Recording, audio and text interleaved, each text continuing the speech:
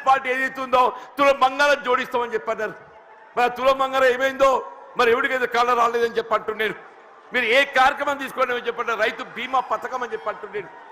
మీరు ప్రసూతి వైద్య సదుపాయం కొరకు ఏదైతుందో ఒక తల్లికి అండగా నిలవాలి, పాపకు అండగా నిలవాలని చెప్పని కేసీఆర్ కిట్ అమలు చేసి తలపెట్టని చెప్పి అంటున్నారు.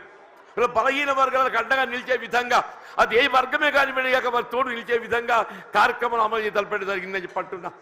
మరి అటువంటి ఒక నాయకుడు మరి బీఆర్ఎస్ పార్టీ అధ్యక్షుడు, తెలంగాణ రాష్ట్ర ఏర్పాటు ఉద్యమ నేత ఆధ్వర్యంలో ఏదైతుందో ఇవాళ నేను ఏదైతుందో బీఆర్ఎస్ పార్టీలో చేరి వారి నాయకత్వం పనిచేసే అవకాశం నాకు కల్పించినందుకు ఏదైతుందో నేను వారికి హృదయపూర్వకంగా ధన్యవాదాలు చెప్తామని చెప్పి అంటున్నాను.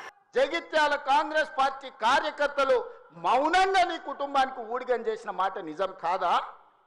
గ్రామంలో ఉన్నోడు గ్రామంలో ఉండాలి, మండలంలో ఉన్నోడు మండలంలో ఉండాలి, జిల్లాలో ఉన్నోడు నియోజకవర్గంలో ఉన్నోడు నియోజకవర్గంలో ఉండాలని పాపంది చేసింది నువ్వు కాదా? మొన్న నేను జగిత్యాల కార్యకర్తలను కలిస్తే ఒక్కొక్కరు తమ కష్టాలను మనసు విప్పి మాట్లాడుతుంటే నాకు ఆశ్చర్యపోయినా. గాంధీ భవన్ చూసి ఒక నాయకుడు చాలా సంవత్సరాల తర్వాత మెట్రోలో పోతుంటే గాంధీ భవన్ కనిపిస్తే ఆనందంతో కన్నీళ్లు గారిని ఆనంద బాష్పాలు గార్చిన మెట్రోలో నన్ను ఇట్లా గాంధీ భవన్ చూసిన మా నాయకుడు ఎన్నడూ నన్ను గాంధీ భవన్కు తీసుకుపోలేదని చెప్తుంటే నాకు నిజంగా మనసులో కలుక్కుమన్నది. ఇట్లాంటి కర్కోటకులైన నాయకులు ఉంటారా అని.